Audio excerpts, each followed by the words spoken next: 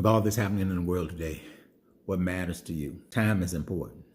What I realize, we go to presentations, most people don't remember the slides. They don't remember the bullet points or the fancy charts. What folks remember is the moment that something, it clicked. You remember the story that made you stop and say, you know what, that's me. Or you remember a simple question that stayed with you and it stayed with you for days.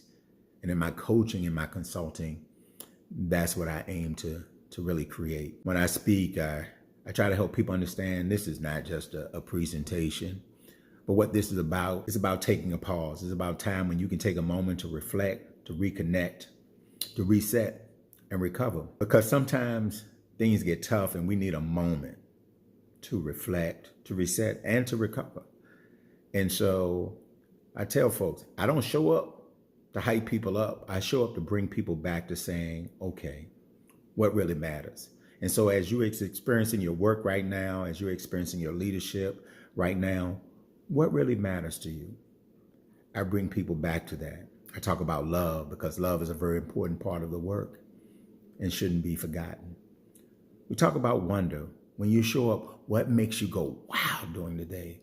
What amazes you and energizes you?